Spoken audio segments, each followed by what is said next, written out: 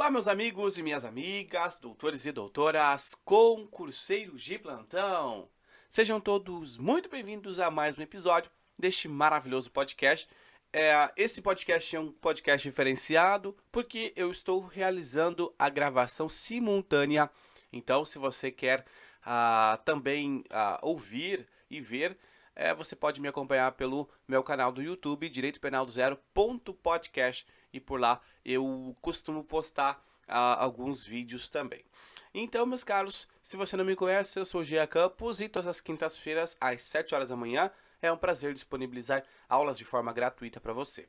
Esse episódio é um episódio especial, porque nós estamos com o episódio de número 61. Isso significa que nós já estamos encerrando a nossa primeira temporada. Eu agradeço a você que me acompanhou durante todo esse período, esse tempo. E também, meus caros, eu quero pedir para você que, se você ainda não curte o nosso podcast, não segue o nosso podcast, por favor, clique no botão seguir e compartilhe esse podcast com seus amigos, porque eu tenho certeza que ele ajudará vocês de montar. Bom, hoje eu preparei uma aula diferenciada para vocês. Nós iremos falar sobre o crime de corrupção passiva. O crime de corrupção passiva tem previsão expressa no artigo 317 do Código Penal e, como de costume, eu faço a classificação jurídica deles. Então, vamos lá. Para que serve a classificação jurídica? Para você saber se esse crime é um crime que admite tentativa, se esse crime é um crime que é punido na modalidade culposa ou dolosa apenas. É esse tipo de classificação que geralmente não se falam para os alunos, né?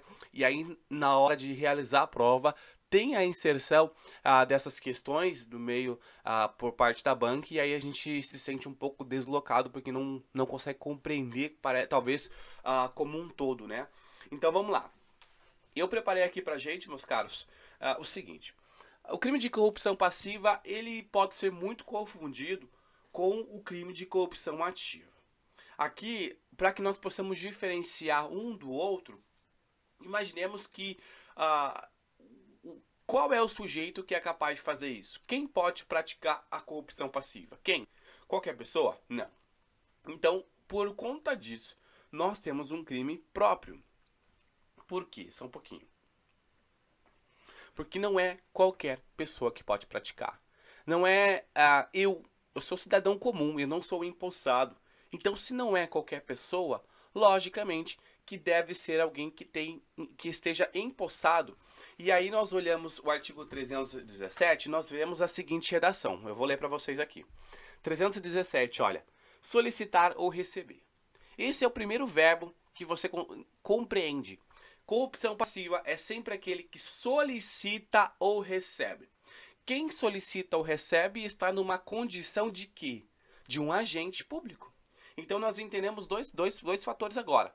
Agente público, e o segundo fator é solicitar ou receber.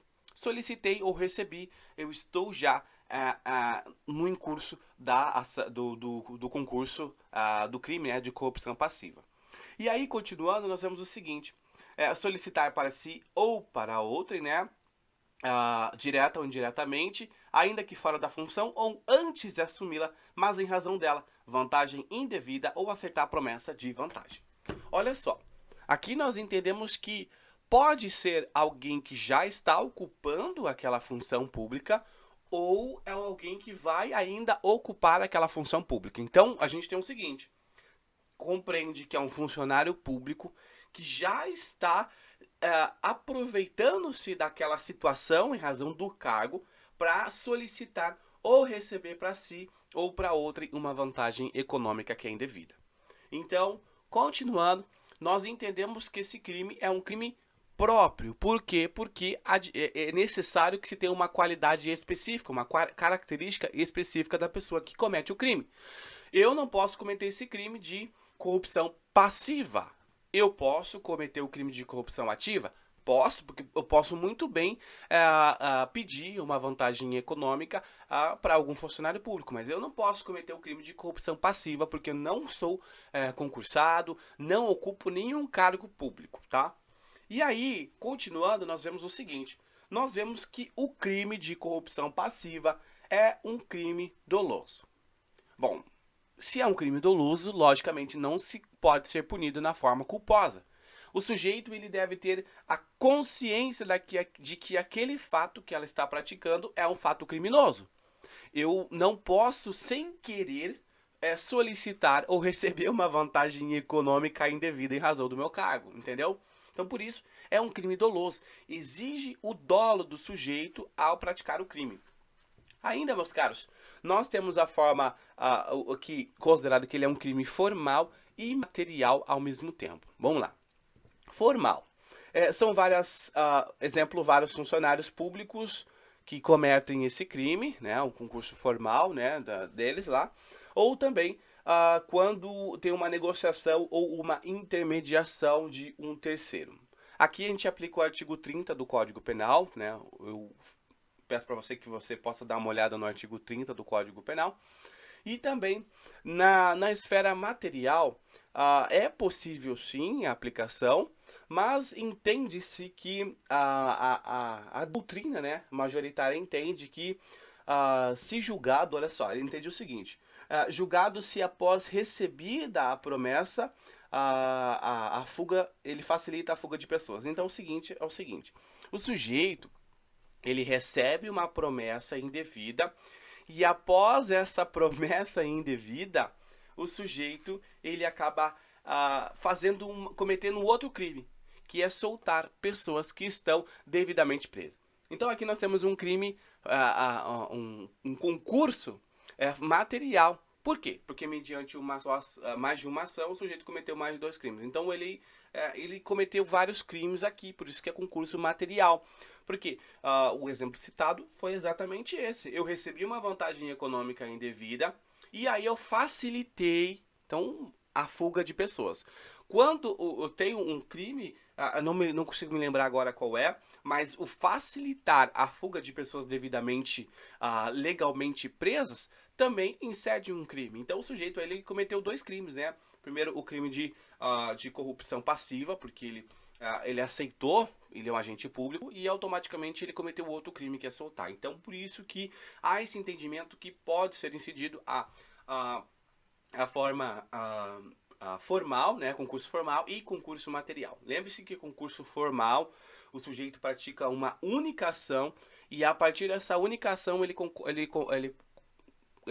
acaba cometendo 2 ou mais crimes, perfeito? E aí, prosseguindo, nós temos também que ser um crime comissivo. Quando eu falo em comissivo, lembre-se que geralmente os crimes a gente ouve falar em omissivo. Bom, o omissivo é deixar de fazer. Já no comissivo, o sujeito ele acaba fazendo alguma coisa. Então, esse comissivo é um fazer. O sujeito acaba fazendo e ao fazer ele comete crime, tá bom? Por isso que é uma ação do sujeito. Então, não é que o sujeito permaneceu inerte, ele fez algo. E ao fazer algo, automaticamente ele cometeu o crime. Seguindo, é um crime instantâneo, qual que é quando que ele vai se consumar? No exato momento em que ele solicita ou ele recebe. Por isso, automaticamente, aquele crime já se consumou.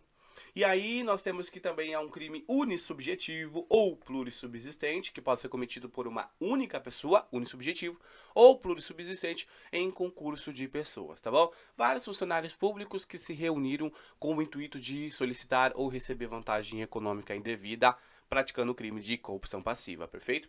E ainda nós temos a questão do unissubsistente ou plurissubsistente. Aqui o negócio pega. Aqui, o entendimento do professor Guilherme Nucci, quando nós estamos falando em plurissubsistente, é que, para ele, este crime admite-se tentativa. Bom, quem sou eu, né, para dizer algo contrário? Mas, de acordo com o professor, é possível sim a tentativa. Já o professor Damasio, ele vai falar a mesma coisa. Ele defende que é possível a tentativa nesse crime, exatamente porque pode ser que o sujeito ele escreva por escrito, ele faça por escrito o pedido da vantagem econômica. E aí? Há uma tentativa. E aí esse é o entendimento. Quando nós estamos na questão da unissubsistente, vai dizer que o sujeito, a partir de um único ato, já se consumou. Qual que é? Aquele que nós falamos. Que e aí aqui não se fala em tentativa. Mas há o entendimento que também unissubsistente é um único ato já se consumou, mas também pode ser uma fração de atos que é o plurissubsistente, e aí, de acordo com os doutrinadores, Nutt e Damaso, admite-se a tentativa, tá bom? Aí por isso que eu tô trazendo para vocês saibam que, de acordo com eles, é possível a tentativa. E aí, qual que é o bem jurídico tutelado aqui? É claro que é um bom funcionamento da administração pública, né? Vai zelar aí pelo cumprimento da lei e também pela... por razões aí que o crime é cometido contra a administração, né? Então a gente não pode falar que o crime é cometido contra o patrimônio, mas sim contra a lei, contra a moralidade, tá bom? E continuando, é possível também a aplicação da forma privilegiada, né? No parágrafo 2º nós temos a forma privilegiada, que, se você não sabe, a forma privilegiada é uma conduta de menor gravidade, tá? Aqui vai incidir quando o sujeito ele acaba, talvez por uma influência, por uma bajulação, ou até mesmo porque a pessoa se sente envergonhada, ela acaba cedendo esse pedido de outra pessoa. Então imaginemos um funcionário público que ele acaba sendo bajulado, né, o tempo todo, vai alguém lá que fica bajulando ele, né, entregando presentinho, entregando coisas, falando coisas que acabam enaltecendo a qualidade desse sujeito, e ele acaba cedendo. Então ele comete um crime de corrupção passiva, não porque ele de fato tinha essa intenção de cometer o crime de corrupção passiva, mas ele acaba cometendo esse crime exatamente porque ele acabou sendo levado, influenciado. Então por isso nós temos a forma privilegiada, perfeito? E aí, para encerrar, eu gostaria que você realizasse a leitura toda, como tarefa de casa, porque lembre-se que esse podcast aqui ele não é milagroso, ele é apenas uma inserção para te ajudar nos estudos. Então você precisa também estudar em casa, você precisa também ter essa rotina de estudo, claro, acompanhado do podcast que te ajuda bastante, né? Então nós temos o 317, parágrafo 1º e parágrafo 2º, tá bom? Então, como tarefa de casa, realiza essa leitura. Eu gostaria de falar também que na corrupção passiva, o crime, a reclusão, né, de 2 a 12 anos e multa, tá? Esse dia alguém me cobrou algo do tipo de, você não fala qual que é quanto o tipo de pena, qual que é a pena. Bom, tá no código, né? É só realizar essa leitura que é fácil de compreender, tá bom? Então, meus caros, eu acho que é isso. Ficamos por aqui. Esse episódio foi um episódio especial, porque com certeza você vai encontrar esse episódio também no YouTube e no Spotify ao mesmo tempo. Muito obrigado a você que me acompanhou até aqui. Espero te ver nos próximos episódios. E lembrando que no próximo ano nós teremos novidades. No ano de 2022 nós teremos uma super novidade e esse podcast ele vai estar diferente. Queridos, muito obrigado a você que me acompanhou até aqui. Espero te ver nos próximos episódios. Um forte abraço e até mais.